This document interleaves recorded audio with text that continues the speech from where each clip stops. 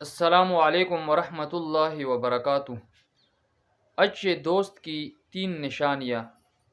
صحابہ نے عرض کیا کہ یا رسول اللہ صلی اللہ علیہ وسلم، ہم کس کی مجلس میں بیٹھے اور کس کی صحبت اختیار کرے؟ نبی علیہ الصلوۃ والسلام نے تین باتیں ارشاد فرمائی۔ پہلا نمبر پر من ذکرکم اللہ رؤیتہ، یعنی جسے دیکھ کر تمہیں اللہ یاد آ جائے، یعنی ایسی آدمی کے پاس بیٹھو، ایسے آدمی کی صحبت اختیار کرو جس کو اللہ یاد ہو۔ اگر آپ اس کو دیکھو تو تمہیں بھی اللہ یاد آ جائے۔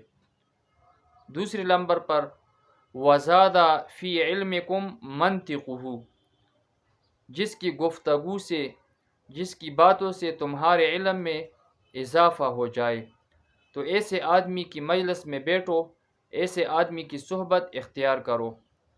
اور تیسرے نمبر پر فرمایا وَذَكَّرَكُمُ الْآخِرَةُ عَمَلُهُ، جس کا عمل تمہیں آخرت کی یاد دلائے، تو ایسے آدمی کے پاس بیٹھو۔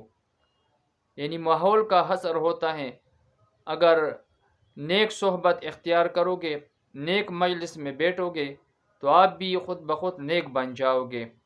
صحبت صالح ترا صالح کنت، صحبت صالح ترا صالح کنت، یعنی برے مجلس میں جب بیٹھو گے تو برا بن جاؤ گے، اور نیک مجلس میں بیٹھو گے تو نیک بن جاؤ گے۔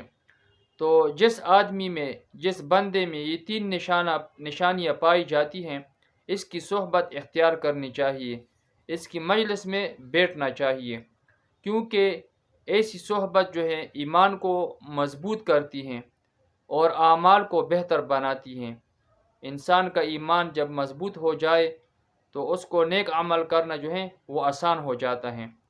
تو اس لیے خود بھی جو ہے بری صحبت سے بچنا چاہیے، اور اپنی اولاد کو جو ہے بری صحبت سے بچانا چاہیے۔ جب صحبت اچھی ہو، مجلس اچھی ہو، تو انسان جو ہے وہ خود بخود جو ہے وہ صالح بن جاتا ہے۔